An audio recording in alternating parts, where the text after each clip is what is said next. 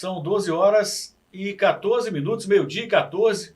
Estamos recebendo aqui os nossos convidados de hoje, mais uma vez, para bater aquele papo sobre cultura, sobre a história de Minas Gerais, dando sequência naquela série que nós iniciamos na sexta-feira passada, sobre os 300 anos da nossa querida Minas Gerais. Boa tarde já aqui para o nosso professor, historiador José do Carmo. Boa tarde, prazer recebê-lo aqui. Boa tarde, Júlio. Boa tarde, telespectadores da TV Web Online. É prazeroso estar com vocês aqui em mais uma oportunidade de falar da rica história de Minas Gerais. Nós recebemos várias manifestações no dia mesmo, na última sexta-feira, e no decorrer da semana, várias pessoas que ligaram e falaram da importância de realmente de se discutir a história de Minas Gerais e fazer um revisionismo histórico, tendo em vista que muitos dos documentos que nós temos acesso hoje, no passado nós tínhamos uma certa dificuldade. Então muita coisa ficou no achismo e a gente precisa de fazer esse revisionismo para podermos discutir de forma bem, uma amplidão maior, o valor e a riqueza da história de Minas Gerais. Que a riqueza não está só no aspecto político e econômico, não. A extensão da discussão, ela abrange todos os setores, da arte, da cultura. Gostaria aqui de abrir já falando do Celso Farias, que é um amigo da região do sul de Minas. O ano passado, eu e Zé Maria tivemos a oportunidade de trazê-lo para participar conosco nos 80 anos da Aquarela do Brasil de Ari Barroso, e ele fez uma apresentação magnífica aqui no Colégio Sagrado Coração de Maria. E o Celso Farias é um historiador da história da música popular brasileira, da música erudita e, sobretudo, da música de Minas Gerais. Então, ele nos relatou fatos importantes da música mineira, o qual, oportunamente, nós vamos convidá-lo para participar conosco num dos programas desse aí, através de live. Ele é de Passo, do sul de Minas, e realiza um trabalho magnífico em Minas Gerais da história da música mineira, inclusive de autores da nossa região, os quais nós nem sabemos. Ele já nos revelou, né, Zé Maria? Zé Maria Fagundes, pesquisador também, mais uma vez aqui. Prazer recebê-lo de novo aqui, Zé. Alegria minha, Júlio. Muito obrigado. E aos telespectadores, uma boa tarde. Mais uma vez, então, nós estamos aqui, né, buscando trazer algumas informações que complementem assim, até mesmo esse interesse da população em conhecer melhor a nossa cidade. Conforme o professor Zé do Carmo falou, né, nós recebemos alguns pedidos de que fizesse que discorresse sobre a história de Cesário Alvim. Vamos trazer também para dentro desse conceito e vamos lá, vamos à conversa. Celso Faria está aqui conosco, dizendo aqui muito obrigado pelas palavras, grande abraço. O Celso é uma pessoa assim, que tive o prazer de conhecer no ano passado e frutificou e cresceu uma amizade que será para a posteridade, porque eu e ele, Zé Maria, nós conversamos no dia seguinte, foi uma conversa muito boa, um café, e ele está na iminência de voltar em Ubá, não só para participar de eventos aqui em Ubá, mas em outros eventos que nós vamos promover dentro das comemorações até setembro do próximo 2021. E hoje nós vamos fazer uma abordagem sobre os conflitos que aconteceram em Minas Gerais. É bom que ressalte, eu falo sempre que refuto essa ideia de que o povo brasileiro é um povo pacífico. Sem dúvida nenhuma, nunca foi um povo pacífico. Sempre foi um povo que esteve presente, lutando por ocupar seus espaços, desde a chegada dos portugueses e contra os movimentos dentro da formação dos estados. E Minas Gerais não foi diferente. E ressalto aqui, Júlio, que é muito importante ressaltar a participação da mulher. Outra ideia também que se vendeu para o mundo, de que a mulher se emancipou a partir da década de 60, e isso não faz nem sentido discutir.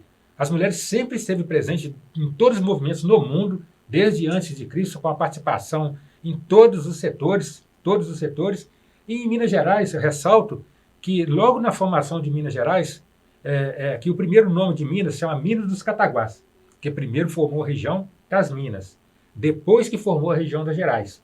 A região das Minas, que é o nome das Minas dos Cataguás, compreendia da região de Sabará, Ouro Preto, até a região de Diamantina, onde se explorava o ouro. E quem foram os primeiros donos de tabernas, de restaurantes, de onde se comercializava alguma coisa, eram mulheres. Eram mulheres as primeiras a ganhar recursos, eram grandes empreendedores daquela época, porque eram mulheres africanas que vieram para o Brasil, mais da região de Angola, que a região de Benguela, especificamente, é uma região, o sul de Angola, é uma região que teve uma interlocução muito grande com o Brasil, desde o processo de iniciação da escravidão no Brasil, tanto no processo também de vinda de negros que não foram escravos. É bom que ressalte que nem todos os negros que vieram para o Brasil foram escravizados. Tem uma parcela, sim, que foi escravizada e tem uma parcela que não foi escravizada. O mesmo aconteceu com Minas Gerais. O processo de formação de Minas Gerais, ela acontece com os povos quilombolas, que foram negros que fugiram do açoitamento e de senzalas do norte de Minas e de outras regiões das divisas de Minas Gerais, que eles formaram essas quilombolas em Minas Gerais, foram esses que foram responsáveis por os maiores conflitos que aconteceram, e tem a outra modalidade de quilombola que se formou no estado de Minas Gerais, que são de manumissão. O de manumissão, o que é? Foram aquelas fazendas que tinham um grande contingente de escravos e que, por um momento, na queda do ciclo do ouro, esses fazendeiros ficaram sem nenhum recurso e eles foram obrigados a libertar esses escravos, que era chamada manumissão. Então ele tinha que libertar porque era muito caro manter um escravo, muito caro. A mão de obra era muito cara. Um negro, um homem saudável, ele custava algo em torno de 45 mil contos de réis. E a mulher custava algo em torno de 40 mil contos de réis. Havia o açoitamento? Sim, havia o açoitamento e eles sofriam muito. Mas nem todos eram açoitados, porque era uma mercadoria naquele momento negro. Na verdade, e era uma mercadoria cara, né? Muito cara, então não açoitava. Então tem várias realidades. E esses que se revoltaram dentro de Minas Gerais foram os grandes geradores de conflito. O primeiro grande conflito que nós tivemos em Minas Gerais foi a Guerra dos Emboabas. A Guerra dos Emboabas foi justamente em função de São Paulo não aceitar a separação da capitania de Minas Gerais, justamente naquele período da descoberta do ouro. Os paulistas, os bandeirantes paulistas e os bandeirantes brasileiros, porque tinha os bandeirantes paulistas e tinha os bandeirantes brasileiros que eram de outras regiões e tinha os portugueses que não aceitavam essa separação. Então eles queriam ter posse das minas. Então a Guerra dos Emboabas durou de 1807, 1808 e 1809, foi muito sangrenta. E Emboaba foi o apelido que os índios deu aos bandeirantes paulistas e portugueses, porque eles usavam a bota até a altura do joelho. Do joelho. Então apelidaram eles de Emboabas. Então foi uma guerra sangrenta desses 3 anos, e a partir daí foram eclodindo. Essa guerra entre quem? Entre os mineiros e os paulistas. Mas envolvia que tipo de povos? Índios, os indígenas, os quilombolas, todos eles participaram, porque São Paulo queria se apossar das Minas. E Minas recebe essa condição de poder ser uma capitania única, então começa o processo, a guerra pelo poder, na verdade. Aí o São Paulo querendo se apoderar das riquezas auríferas de Minas e ao mesmo tempo, Minas não querendo nenhum acordo com São Paulo. Então, nesse ponto de vista aí, começa a Guerra dos Emboabas, que era a luta para a manutenção de Minas como uma capitania. Que, como nós dissemos no programa anterior, as capitanias eram juntas do Rio de Janeiro, São Paulo, Espírito Santo e Minas Gerais, eram todos juntos. E aí começou o processo de separação, então gerou a Guerra dos Emboabas, que foi muito sangrenta. O segundo movimento que acontece em Minas Gerais, foi tudo em consequência disso também, foi o Quilombo dos Ambrósios. O Quilombo dos Ambrósios é da região de Cristais, região de Varginha, Boa Esperança, foi um dos maiores quilombos do Brasil. Ele teve um grau de importância até maior do que o Quilombo de Palmares, que ficou conhecido nacionalmente. Porque o Quilombo do Ambrósio compreendia uma vasta região de Minas Gerais, e era uma cidade-estado, praticamente. Ali se produzia tudo dentro do Quilombo dos Ambrósios. Inclusive comercializava aquilo que eles produziam para as regiões de ouro. Então gerou esse conflito na tentativa de destruir o Quilombo de Ambrósio. Por que a gente conhece mais hoje o Palmares? Por conta da figura de Zumbi de Palmares. E o Quilombo de Palmares, foi o mais estudado, foi o que mais eles tiveram acesso às informações. Então ficou mais famoso por conta da figura do Zumbi de Palmares. Elevaram a figura de Zumbi de Palmares como um representante da população negra no Brasil e ficou conhecido. Mas o rei Ambrósio teve uma importância maior que o Zumbi de Palmares, porque a área era muito maior. Pra você ter uma ideia, a área de Palmares era uma área muito pequena em relação a Minas Gerais. Era a área equivalente hoje a 1/3 do estado de Minas Gerais. O estado de Minas Gerais, para as pessoas que não têm uma noção, é 588 mil quilômetros quadrados. cabe o quê? 3, 4 países europeus dentro do estado de Minas Gerais. Sem dúvida. Alguns estados brasileiros. Alguns estados cabem aqui dentro e alguns países. Pra você ter uma ideia, quando eu iniciei meu trabalho, para ir até o norte de Minas, eu saía daqui, viajava quase 2 dias para chegar lá no Salto da Divisa, no norte de Minas, de carro. Não tinha voos regionais, então é quase que direto. Então, o Quilombo dos Ambrósios foi uma guerra sangrenta que durou mais ou menos, perdurou mais de quase 100 anos, para destituir todo o grupo do Quilombo dos Ambrósios e Rei Ambrósio. Mesmo com o Rei Ambrósio sendo assassinado, e hoje é fruto de muitos estudos, e manteve ainda os vários motins ainda em várias regiões do estado. Nós tivemos depois, logo em seguida, que foi logo na sequência, Guerra dos Emboabas, Quilombo dos Ambrósios, que envolvia um grupo com um contingente muito grande, que Quilombo dos Ambrósios, diferentemente do que todo mundo pensa, também explorava pequenas minas de ouros, e esse processo todo que foi gerando esses conflitos, e conflitos sangrentos de morte de milhares de pessoas, foram seguindo vários outros conflitos. Aí surge o conflito da Inconfidência Mineira. A Inconfidência Mineira, ela começa lá em 1730, e ela teve a culminância em 1789, e foram conflitos sangrentos que passaram pelo Quilombo do Ambrósio, na tentativa de cobrança de impostos, que foi a derrama, aí que isso deflagrou ainda mais movimentos, porque a derrama, o que foi? A cobrança de impostos da coroa portuguesa, que era 1/5, ou seja, 20% daquilo que se produzia de ouro em pó ou de ouro em pedras. Mas quem pagava esses tributos? Quem pagava esses tributos eram negros, índios e os pequenos comerciantes de pedras preciosas. Porque lá na formação da Península Ibérica, lá na formação, bem antes da chegada dos portugueses no Brasil, quando estava se formando a Península Ibérica, Portugal e Espanha, quando se forma a figura dos reinos, o rei ele era dono de tudo. Havia uma hierarquia na formação de Portugal. O rei era dono de tudo, de todas as propriedades, inclusive em algumas situações, até mesmo na separação de casais, os bens da herança que ficava para a mulher, ela ficava viúva, a maior parte ficava para a coroa portuguesa, isso a maior parte ficava, uma parte para os filhos, e ela ia para um convento. Ficava com nada. Não ficava com absolutamente nada. Tal qual era o poder do rei de Portugal nesse sentido. E no Brasil não foi diferente. Então essa derrama, que era a cobrança de imposto, era do povão. Era do povão mesmo, que eram os pequenos comerciantes. Mudou nada. Né? Não mudou absolutamente nada. Hoje. Por quê? Porque quem era ligado à coroa portuguesa e tinha algum cargo, ele não pagava imposto. Ele era isento de imposto. Pois é, não mudou nada. Então, a história continua. Quem que deflagra tudo isso são mulheres que eram donas de minas, são homens que eram donos de minas, negros, índios, e, sobretudo, os pequenos comerciantes. Os inconfidentes entram na história porque justamente eles eram contrários também a essa cobrança de impostos. Então, quem liderou foram os inconfidentes. Mas isso começa todo com o povo mesmo, com os africanos, com indígenas e os pequenos comerciantes de pedras preciosas. Isso foi uma história muito extensa, porque ela tem a comunidade dela lá em 1789, quando o Tiradentes é preso e é levado para o Rio de Janeiro, mas o Tiradentes não foi o ator principal. A Inconfidência Mineira teve vários atores e teve várias lideranças. A liderança, uma das lideranças que mais se destacaram, Tomás Antônio Gonzaga, Cláudio Madureira da Costa, esses foram os lideranças que se destacaram no sentido de organizar o movimento. Mas quem foi o grande líder do movimento que corrompeu todo mundo, inclusive foi delatado pelo Tiradentes, nos autos das debates você vê lá os depoimentos, o Tiradentes delatou, foi o padre Rolim. O padre Rolim, que era chamado Padre Devasso, que na verdade ele usava da batina para se fugir das perseguições, que ele era irmão do contratador. Ele era um mulherengo, tinha várias amantes, e ele só assumiu uma esposa, que é a sobrinha. Ele chegou a casar com a sobrinha, o padre Rolim, que ele é irmão do contratador, e o contratador casou com a Chico da Silva. O padre Rolim casou com a sobrinha dele, que é a Maria Quitéria. Essa história que nós conhecemos da novela, o contratador, Chica da Silva, essa história existiu. Mas na novela contou, não foi em verdade, que a Chica da Silva não era aquela mulher... Adaptaram, fictícia. Não, ficção, mas a Chica da Silva foi a senhora do seu tempo.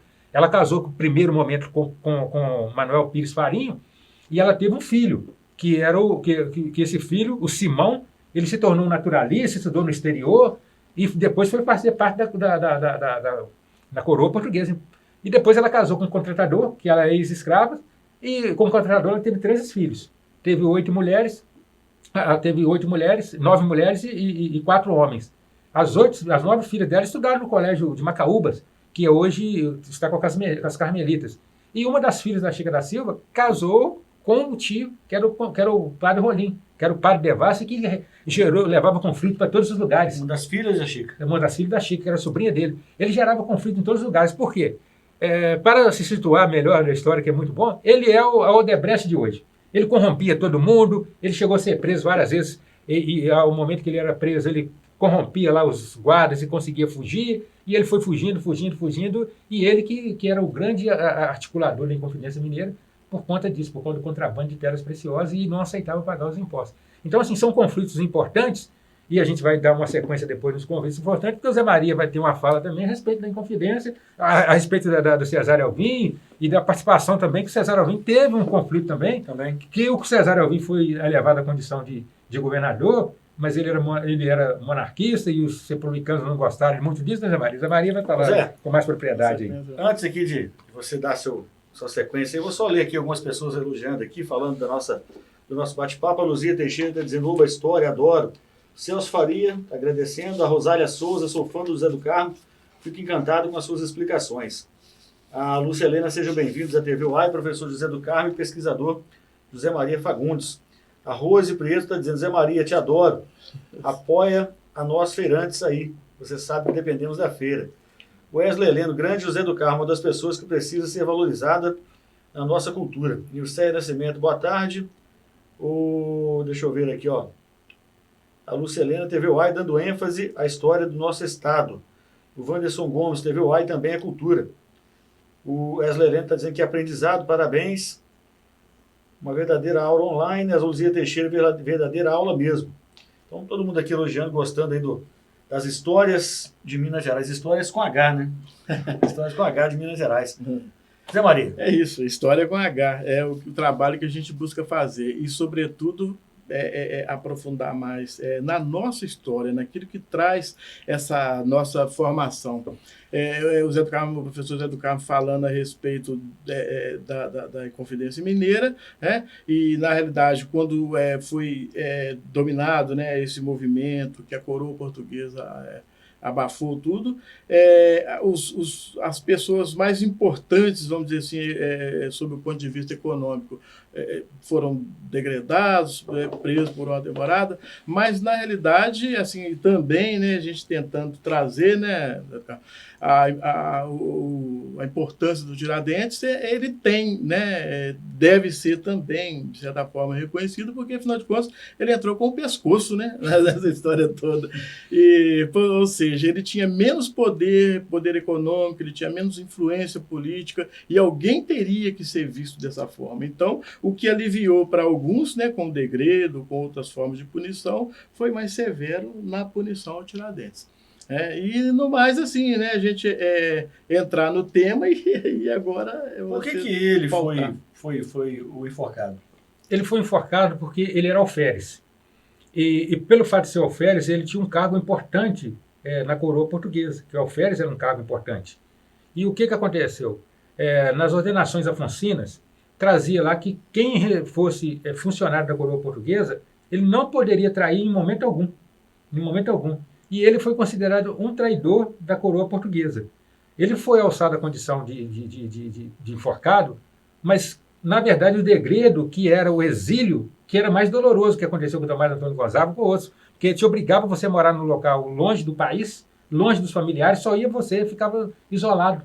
O Tomás Antônio Gonzaga foi para Moçambique, e lá ele conseguiu ser reconhecido em Moçambique, mas é o degredo total. E ele foi enforcado justamente para servir de exemplo para aqueles que eram membros da coroa portuguesa, que tentaram corromper alguns outros membros e, ao mesmo tempo, tentar se apossar das minas. Porque os Tiradentes, ele não tinha interesse nenhum em discutir a questão da Inconfidência em si. Ele tinha interesse em se apossar das minas de ouro dos Rios das Velhas. Ele queria, porque ele era o alferes que tomava conta das minas e, portanto, ele ficou um período em Rio Pomba, como nós já dissemos, para prender o Monte Luva, que era um dos contrabandistas de pedras preciosas que estava na região de Rio Pomba. E o Tiradentes visualizou no movimento uma possibilidade dele ter benefício próprio, se apossar das minas, que ao momento que a coroa portuguesa perdesse as minas com o movimento de Inconfidência, ele seria o dono, porque ele era profundo conhecedor de pedras preciosas. Ele era profundo conhecedor de pedras preciosas. Então, por isso que ele foi enforcado, pelo conjunto da obra, por ter sido traidor e pelo interesse de se apossar das minas. Ele chegou a um ponto de tramar a morte do Visconde de Barbacena. Visconde de Barbacena, que ficava na região das Vertentes. E é bom que ressalte que parte de todos desses movimentos eles tiveram como sede as Vertentes. As Vertentes foi sede de vários desses eventos, principalmente da derrama. A mesma Revolução Liberal. A Revolução Liberal foi em 1842.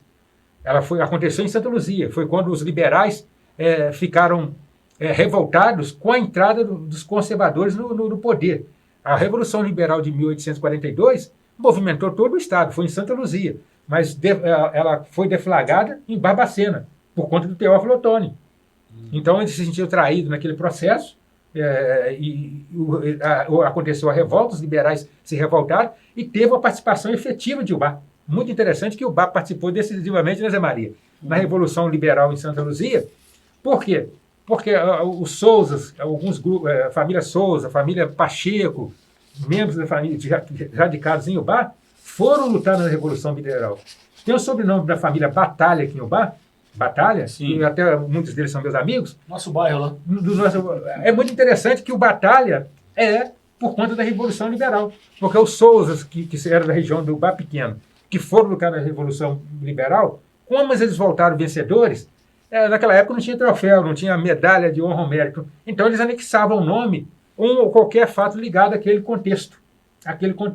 Então Batalha foi justamente anexado ao nome por ter vencido a batalha da Revolução Liberal de 1842. Maravilha.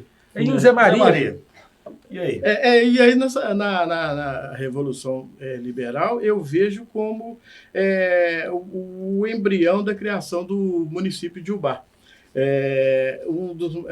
Na cidade no presídio, né, Visconde do Rio Branco, houve um movimento liberal muito forte, se insurgindo contra o governo. Surgiu esse movimento liberal porque quando houve a mudança no gabinete do imperador, anteriormente os liberais haviam construído no processo constitucional leis assim muito favoráveis ao povo, muito desenvolvidas. E quando os conservadores tomaram o poder, eles tentaram revogar tudo isso, tiraram os liberais do poder. E aí houve esse movimento de rebelião. Ela não era uma rebelião contra o imperador, mas contra o governo, porque o Dom Pedro II ele tinha essa sabedoria, né, de se colocar como o poder moderador, como alguém que estava acima de tudo aquilo, e fazia as nomeações, ora um lado, né, da política, e ora o outro na construção do governo. E aí, nessa rebelião, que ela inicia em São Paulo e em Minas Gerais, quando começa a crescer o movimento liberal, a partir do presídio havia um movimento muito forte de adesão e que foi ampliando aqui, para ir em direção a Barbacena, né, onde já estava assim, prosperando esse movimento de rebelião. E a partir do presídio, ainda tenente-coronel Francisco Assis de Ataíde, ele lidera esse movimento conservador, ele participa do movimento conservador, ele ele reprime primeiramente no presídio, em Visconde do Rio Branco. Alguns fogem para Ubá, ele vem até aqui, derrota todos, né, causando muitas baixas, e em seguida ele vai em direção ao Rio Pomba, a cidade de Rio Pomba. Lá também ele faz esse movimento e depois ele toma o destino, né, em direção a Barbacena, a Queluz, né, que é Conselheiro Lafayette, para poder reprimir esse movimento, que teve curta duração. Mas aí, quando ele chega em Barbacena, já estava sufocado o movimento, eles avançam principalmente em direção de Santa Luzia, que é onde se dá, né, onde se trava as últimas batalhas, e a liderança era, então, do Teófilo Otoni, desse movimento aqui em Minas Gerais, o grande líder. E lá em Santa Luzia, para poder fazer o cerco final do movimento revoltoso, contou as tropas, assume o comando das tropas o Duque de Caxias, né, ainda barão na época, e E os 3 grupos que cercaram os revoltosos para a vitória final era um liderado pelo Duque de Caxias, o outro pelo irmão dele, José Joaquim de Lima Silva, e o outro pelo tenente-coronel Francisco de Assis Ataíde. O nosso primeiro agente executivo estava lá. Do Gilbar. Que é Gilbar. Aí sufocou esse movimento.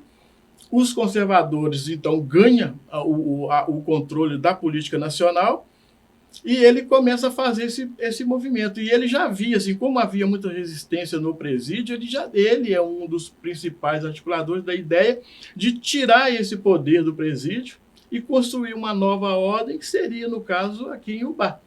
Ele vem para cá e começa a fazer. E nessa época, quando ele foi eleito deputado, quando ele assume como agente executivo, o principal auxiliar dele nessa tarefa foi o Major Peixoto de Melo, que era pai do senador Carlos Peixoto, né, e avô do Peixoto Filho. Peixoto Filho. Então, desde esse momento já tem... no caso, avô do Carlos Peixoto Filho.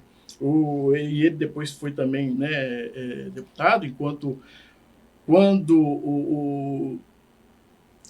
ele assumiu, né, o cargo como deputado geral, ele fez uma promessa dele, em 1856, já no final do mês, de que, uma vez eleito, ele traria a sede, né, do município. Ubá alcançaria a sua independência, a vila de Ubá, no princípio, depois foi elevada à categoria de cidade, que viria para Ubá.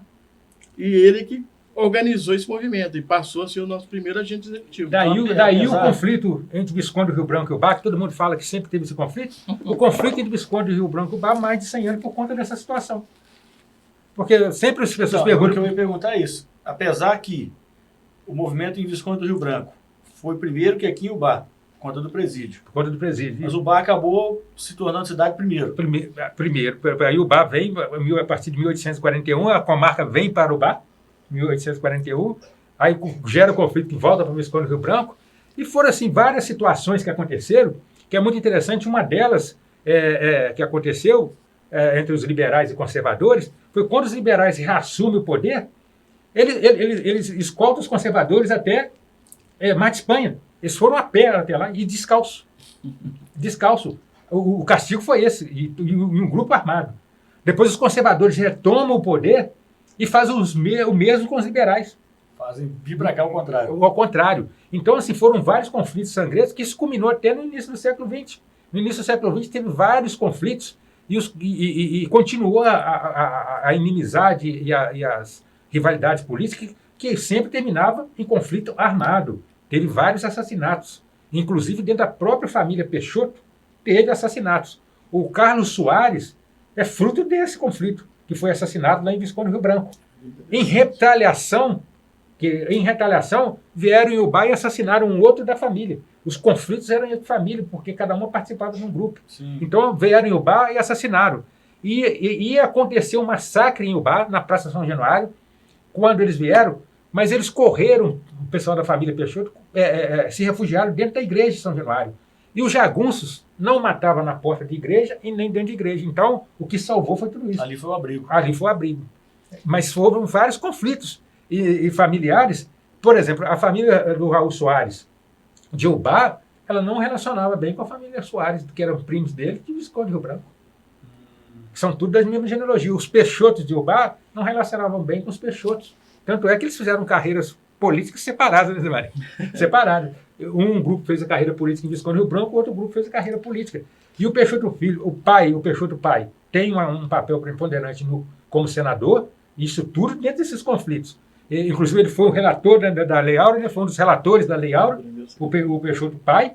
E o Peixoto Filho, quando assume como deputado, ele se torna um deputado novo. Ele, com um grupo de deputados que foram eleitos, que ele já foi eleito deputado, aí já é deputado geral, que é considerado deputado federal, eleito e reeleito presidente da Câmara, em 1906 e 1907. O Peixoto Filho, que dá nome a Peixoto Filho, na rua Peixoto Filho, ele foi. E na época receberam o apelido do grupo de jardim de infância. O grupo de Jardim da Infância, por quê? Porque eram deputados novos, que lideraram um movimento forte em Minas Gerais, que ganhou do Pinheiro Machado. O Pinheiro Machado era um político tarimbado, um político cascudo da época do sul do Brasil, e eles ganharam a presidência da Câmara. E o Pinheiro Machado depois veio a ser assassinado, né? Esfaqueado, no Rio de Janeiro, porque era sede do Distrito Federal. Então você vê que os conflitos eram muitos, muitos conflitos, e conflitos sangrentos. E por fim de conflitos, o Zé Maria entra falando do Cesário Alvim, nós tivemos a Revolta das Carrancas. A Revolta das Carrancas foi uma revolta de negros que estavam sendo escravizados na região, no noroeste de Minas, e quem comandava essa grande fazenda no noroeste de Minas era o Junqueira Botelho. Só para ilustrar para quem está assistindo e ouvindo, esse noroeste de Minas hoje esse local corresponde ao que hoje? Aqui local, a região, cidade, ir para Paracatu, aquela região, porque a abrangência era muito grande no noroeste de Minas, aquela região de Paracatu, a região... Só para localizar. Só para localizar. É mais em direção a Brasília, passando pelo Ibiá. Então, quando surge esse conflito da Revolta das Carrancas, porque esses negros eram muito açoitados. E eram negros da região de Angola, que já eram negros guerreiros por natureza, e na verdade é São Paulo de Luanda, que na época, que depois se tornou Angola, de Guiné-Bissau e da ilha de Cachel e de Moçambique. Eles se revoltam contra os donos da fazenda e degolam todos. Os que conseguiram fugir, que é da família Junqueira Botelho, aí vieram para Cataguases. A família Botelho, eu já fiz vários projetos junto com ele na Fundação Meu Junqueira Botelho, com a Mônica Botelho. A Mônica ri muito disso, ela falou, porque eles carinhavam eles, a Mônica sempre brincava com relação a essa questão. E estava na iminência na época de um documentário. A família Botelho tem um carinho muito grande com as tradições mineiras, de trabalhar com gás, de trabalhar tudo isso, em função disso também que aconteceu do açoitamento negro. O doutor Ivan, conversei com ele em várias oportunidades, eles sabem desses conflitos, então foi um conflito sangrento de degolar quase toda a família. O nome Carrancas era de quê? Era de Carrancas por conta das figuras que eles faziam para espantar maus espíritos. Maus espíritos, aquela arte que colocava nos barcos, que eles chamavam carranca. Isso. E eles, como vieram nos barcos e eles utilizavam os rios para fugir, então aí eles colocaram a Revolta das Carrancas. Das Carrancas. Então foram muitas revoltas que aconteceram em Minas Gerais e muitas no Brasil, que teve o início em Minas Gerais. A própria consolidação do Estado, que agora vai dar a oportunidade de a Maria entrar para falar a respeito disso, a própria consolidação do Estado republicano, ela gerou muitos conflitos, porque eles queriam uma capital, queriam dividir o Estado, uma capital fosse em Ouro Preto e a outra capital em Campanha, sul de Minas. Foi justamente quando o Cesário Alvim foi eleito governador de Minas. Ele era monarquista, mas se tornou republicano para entender os interesses. Aí eles ficaram revoltados e aí começou a gerar conflitos, mais conflitos para a separação do Estado. E o Cesário Alvim tem uma história magnífica e a Maria vai relatar agora um pouco dessa... Antes aqui também, só para não perder com os comentários, a Marciana Coelho está dizendo que por isso o nosso Estado vive hoje a pouca rota. O Paulinho Poeta está aplaudindo aqui a nossa entrevista, está dizendo que é uma aula aqui, Paulinho, e está dizendo o seguinte, está dizendo aqui 2 enciclopédias da nossa cidade, show, parabéns para os 3. E está dizendo aqui, pede ao professor José do Carmo, de repente pode ser no próximo bate-papo, no outro dia, né? Pede José do Carmo para falar um pouco mais da família Souza. Aí pode ser uma opção aí para um próximo bate-papo. E o Wanderson Gomes está dizendo ali, meu avô tinha uma pensão, hoje é o Fórum da Cultura. Aqui na São Januário. Acho que pensão Baltar, né? Ele fala aqui, o avô do Wanderson Gomes. Tinha mesmo uma pensão. A pensão de hoje é o Fórum da Cultura. Bom, Zé, vamos lá, ao Cesário Alvim. Aí, falando de Cesário Alvim, então, quando eu comecei a buscar fazer esses estudos da história, da nossa história, o meu primeiro foco foi Cesário Alvim. Eu me lembro uma vez que eu fui no Arquivo Histórico aqui no bairro, conversando com a Anair, né, e o Vini Bressan. A primeira coisa que eu falei, eu busquei mais informações, até porque, igual eu já falei anteriormente, a minha infância ela é passada ali na Fazenda da Liberdade, né? Eu ia ali para brincar, para jogar bola, para nadar nos rios.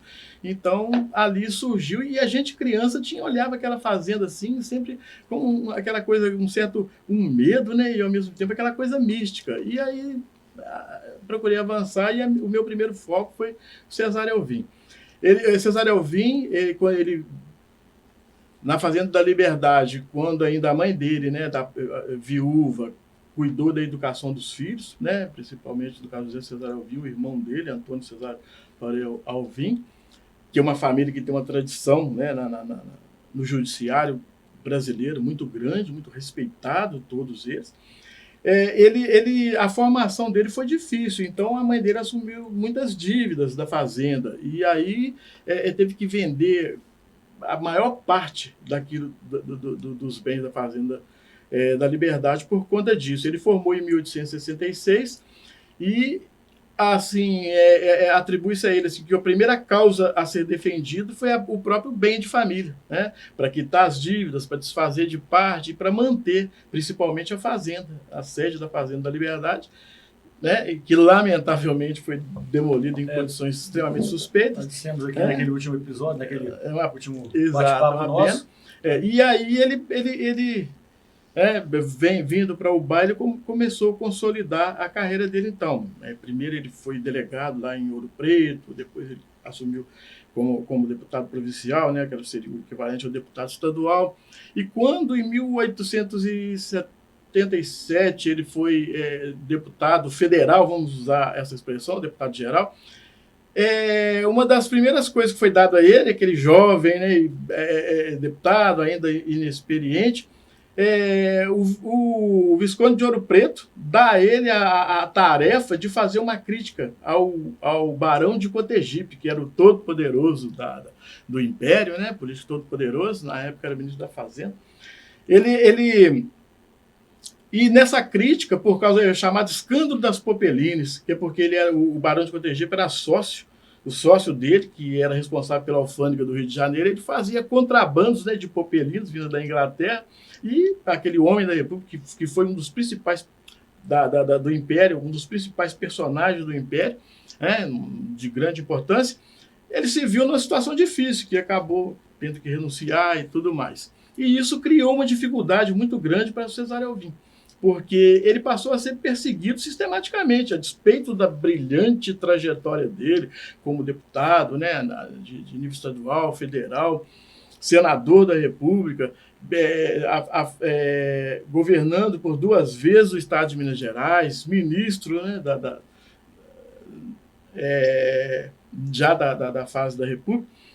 Ele sofreu muitas perseguições por conta disso. E numa das brigas dele com o Visconde de Ouro Preto, houve uma época, parece que de 1881, que o Visconde de Ouro Preto, querendo uma função maior, um destaque maior que ele sempre teve, inclusive, no governo imperial, ele tentou atribuir a culpa de tudo isso ao Cesário Alvim. E aí o Cesário Alvim falou que não, que na verdade ele foi induzido a isso. E aconteceu a partir daí, já nesse período, né, que veio chegando, que culminou nessa época, o Visconde de Ouro Preto passou a atacar ele. E aqui em Ubá teve uma época que, quando o Cesário Alvim tinha um engenho em Santa Teresa, que é ali perto do Torreão, né? O engenho dele era na Praça Guido. E ele teve um gerente que ficou cerca de 9 meses como gerente dele ali, que era Félix Dupuy, eu acho que a pronúncia correta é essa. Ele era de Santa Catarina. E ele foi gerente do engenho de Santa Teresa. E depois não deu certo, ele foi demitido e algum tempo depois ele suicidou, porque ele tinha muitas dívidas, né, vivia numa situação de muita dificuldade. E aí, ligando essa situação, o Visconde de Ouro Preto tentou criminalizar o Cesário Alvim, falando que ele era culpado da morte desse. Inclusive, quem substituiu, né, Félix Dupuy foi o Galdino de Faria Alvim. Né? Eles eram parentes, ele assume e foi aí que ele passa a entrar mais decisivamente na história de Ubá também, Coronel Galdino de Faria Alvim. E nesse transtorno, nessa briga toda, uma das ações, e os dois eram liberais, eles não eram assim, né, de partidos diferentes, de tendências diferentes, ambos liberais.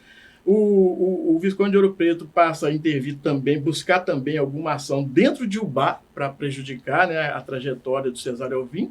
Foi quando ele adquire a fazenda da Floresta, né, me parece que é na região de Ubari, né, tem até a região da Floresta e Ubari. Ele adquiriu a fazenda da fazenda da Floresta do Ubari, passa para o nome da filha dele, a dona Glorinha, né, que é citada em vários casos aqui em Ubá, e ela se casa com o Mesquita de Barros, que era engenheiro da ferrovia. Inicialmente, era um banqueiro, era uma pessoa de posse, e ele, como casado com ela, ele passa a ser, né, quem geria os recursos da fazenda, mas a fazenda, na realidade, foi comprada pelo Visconde de Ouro Preto.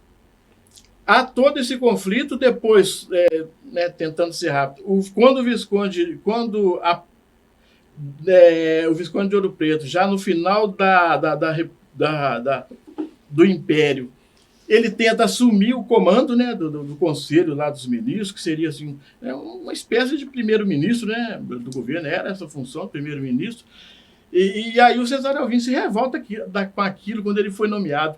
E aí ele já vinha de namoros com o Partido Republicano em Ubá, através do Camilo de Moura Estevão, né, que em 1887 criou aqui em Ubá o Partido Republicano. Ele se coloca contra o imperador por conta dessas questões até pessoais e passa a assumir esse lado republicano. Na época em que houve a proclamação da República no Brasil, né, que é o golpe da República, né, a proclamação da República, ele foi convidado para ser o governador do estado de Minas Gerais. Mas aqui em Minas Gerais, os políticos republicanos não aceitavam, porque ele era o republicano de última hora, e aí não aceitava. E aí, para consolidar a posição dele, ele pega o Cesário Alvim, o Antônio Olinto assume interinamente o governo, ele ao invés de ir para Ouro Preto, eles pegam o trem aqui no Peixoto Filho, que era próximo da Fazenda da Liberdade, vai até o Rio de Janeiro, confirmar isso com o general Deodoro Fonseca, e aí dali ele parte chegando no dia 24 de novembro em Ouro Preto, e aí sim assume de fato o governo do estado. Então, assim, é um político que tem a minha admiração. Eu costumo falar assim que a história de Ubá, se a gente for analisar sobre o ponto de vista histórico mesmo, sem paixões, ele tem em alguns momentos da nossa história, a nossa política, a nossa economia teve grandes saltos. E o primeiro dela, quem coloca o Cesário Alvim num cenário nacional como um dos principais políticos brasileiros, foi ele, né? Cesário Alvim tem essa importância, a criação do engenho Santa Teresa, o comércio de café, que ele era mais um comerciante que necessariamente um produtor, porque ele não era um grande fazendeiro, mas ele comercializava, e uma série de coisas. Então, assim, num primeiro momento, Cesário Alvim, que faz com que a cidade de Ubá dê um grande salto, que desperta Ubá para o mundo. Acredito, assim, que num segundo tempo foi com Raul Soares de Moura, né, quando já em 1910, né, ele estava lá em Campinas, ele retorna para Ubá, assume o comando da política aqui em Ubá, né, Era coronel? O pai dele, Coronel Camilo Soares de Moura, sim. O Camilo Soares. Ele, eu não sei assim, se Não, ele tinha esse título de coronel, porque para ele não importava com isso. Na verdade, ele fez direito. Ele fez direito. Ele era formado em direito. Ele virou promotor. Ele foi promotor em Carangola. Aliás, vou fazer uma pequena coisa aqui, uma coisa que a gente pode discutir na próxima vez. Em 1903, quando ele era promotor em Carangola, ele vai para Campinas, né? Em Ubá não tinha como vir para cá. E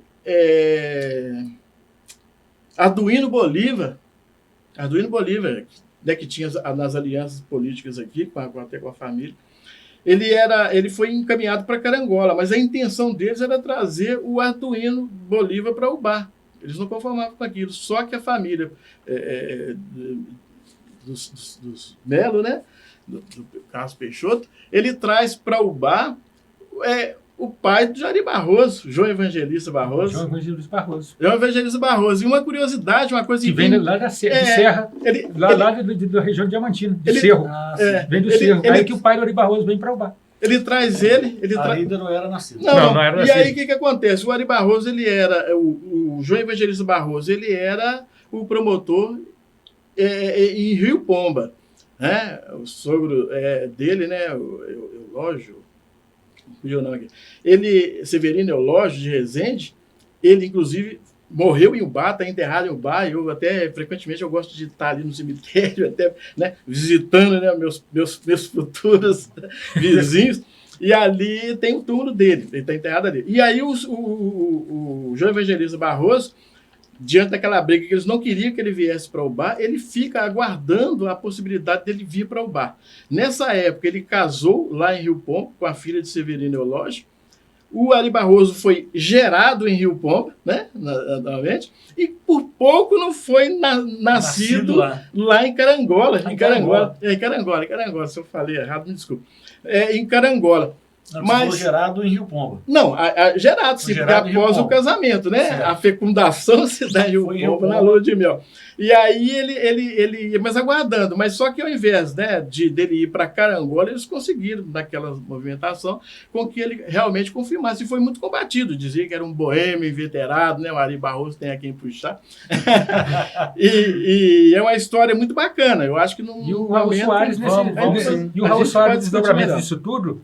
Ele foi muito bem por volta para o Ubá, né? Assume a política de Ubá e depois foi o Soares ele assumiu, e aí quando ele assume esse comando, ele dá o grande salto de Ubá. Se você, ainda hoje, se você observar os poucos prédios, né, históricos que restam em Ubá, sempre quando você vê alguns que tem a data, tem essa data desse período, 1915, né? Começou lá em 1912, ainda não era o Raul Soares, era, né? Mas ele já estava na política, 1915, 1920, que é o tempo áureo do Raul Soares no comando da política a nível nacional, né? A eleição de Arthur Bernardes é um projeto do Raul Soares. Projeto do Raul Soares. E seguramente teria sido o presidente da República, se na morte não tivesse morrido. Porque o Raul Soares foi tão interessante porque ele foi o primeiro ministro civil. O Bá deu dois ministros civis para a defesa do Brasil. O primeiro foi ministro da Marinha, foi o Raul Soares. Quando o Raul Soares foi ministro da Marinha, ele possibilitou trazer os encanamentos que foram feitos, os primeiros encanamentos de água aqui no Ubá, porque ele era importado da França. Então foi ele que possibilitou, porque não tinha indústria no Brasil. Aliás, era proibido ter indústria no Brasil, por conta até de ato da Dona Maria I, de ato mesmo, não tem indústria no Brasil, por 1785. Então, pelo fato de não ter indústria no Brasil, os primeiros encanamentos de Ubá para a água circular para as casas foi o Raul Soares que conseguiu, trazido por Raul Soares, que era ministro da Marinha. E o Raul Soares foi governador de Minas, dada a relação de amizade que ele tinha com Arthur Bernardes, ele que pavimentou toda a candidatura do Arthur Bernardes para a presidência da República. É muito interessante que ressalte isso, que ele pavimentou, ele ficou doente, ele era governador de Minas, o Raul Soares, quando ele ficou doente, e a sede do governo de Minas foi o Ubá durante um período, na Raul Soares. Foi a sede do governo no período que ele estava doente. Porque teve que transferir a sede para o Ubá, porque ele estava com pneumonia, né, tuberculose, e a mãe dele. Então aí não foi possível. Então o Raul Soares foi um político de proa e muito importante nesse sentido, de ter levado também o Arthur Bernardes à presidência da República, que era um político muito hábil. Muito hábil. Então foi a morte precoce dele que evitou que nós tivéssemos um presidente da República nascido em Ubá. Porque governadores nós tivemos. Porque certamente dois ubaenses iam chegar à presidência da República e morrer de forma precoce. Um era o Raul Soares e o outro é o Peixoto Filho, que morreu também aos 34 anos. Novíssimo. Ele foi presidente da Câmara, eleito e reeleito, e foi o primeiro especialista em administração pública que o Brasil teve. Foi o Peixoto Filho. Um dos primeiros especialistas em administração pública. Então, para você ver, a história é muito rica de Minas Gerais, e ela perpassa por Ubá nesses 300 anos. O Ubá está sempre envolvido. Sempre na vanguarda, todos os movimentos que acontecem na política nacional, mineira e nacional, tinha um ubaense envolvido. De uma forma ou de outra, tinha um ubaense envolvido. Nós fomos perdendo essa força política ao longo dos anos, em função do crescimento da região, e em função também da falta de renovação de liderança. Porque teve algumas lideranças, Maria, que permaneceram por muito tempo no poder, ele, de certa forma, inviabilizou a continuidade de um processo mais amplo. Mas isso nós vamos falar em outras oportunidades. Com certeza. Rapidamente aqui, só para fazer uma pergunta aqui, para esclarecer uma dúvida. O Wanderson Gomes está perguntando, né, de repente vocês conhecem aí, se tem algum livro de história de Ubá para vender.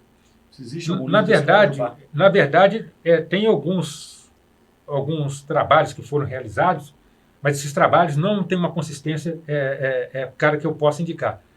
Tem um da Dona Clotilde, que foi de uma boa vontade muito grande da Dona Clotilde Vieira, que era a fundadora da Academia Ubaense de Letras, mas a Dona Clotilde tem um desencontro de datas, tem alguns que faltam documentos para comprovar e muitos outros não têm uma comprovação histórica.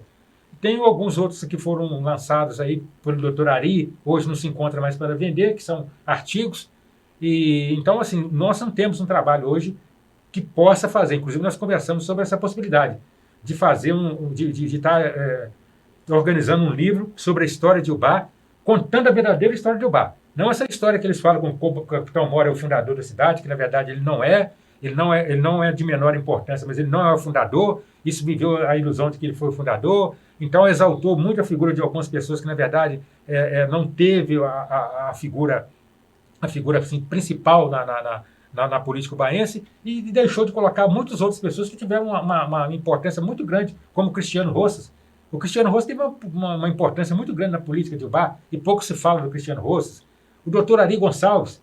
O doutor Ari Gonçalves fala-se muito pouco do Ari Gonçalves na história política de Ubá. Ele foi deputado estadual, e quando aconteceu a intervenção, que ele queria se fechar em todos os educandários, quem evitou o fechamento do ginásio estadual e de alguns educandários Ubá foi o doutor Ari, que ele foi procurar o Getúlio Vargas na sede do Palácio das Laranjeiras, no Rio de Janeiro. Ele não encontrou o Getúlio Vargas tinha saído para ir a Petrópolis, que o filho dele, Getulinha, tinha suicidado. Então o doutor Ari conversa com um general naquele período lá e conseguiu que os educandários do Ubá não fossem fechados nessa intervenção. Quase todos os educandários de Minas Gerais, na intervenção do Benedito Valadares, foram fechados. O doutor Ari tem essa participação efetiva e um grande historiador. E o Felipe Balbi. O doutor Felipe Balbi, que dá nome ao terminal rodoviário Felipe Balbi, e a escola, o doutor Felipe Balbi foi deputado constituinte em 1946. Ele teve uma participação decisiva em vários momentos da história, inclusive na fundação do Hospital São Vicente de Paulo, na Irmandade de São Vicente de Paulo. E ele foi um político constituinte. Então, assim, nós falamos muito pouco dos políticos. O próprio Zé Pires da Luz, o Zé Pires da Luz, embora não tenha estudado, não tenha formação superior, mas quando foi deputado, José Pires da Luz foi o responsável pela abertura de quase todas as escolas na nossa região, quase todas as aberturas de escolas estadual foi por intervenção direta do Pires da Luz. Então nós precisamos de altivar a voz de Ubá no sentido amplo da palavra, porque fica muita coisa no achismo e isso, de certa forma, é um desserviço que presta à cidade. Eu falo isso com muita convicção e com muita responsabilidade, porque o trabalho de pesquisa ele não dura 1 ano, 2. São mais de 25 anos de pesquisa para você construir todo um acervo. Costuma ser uma vida inteira, né? Costuma ser uma vida inteira para você lançar. Quando você lança um livro, é porque você já pesquisou muitos anos.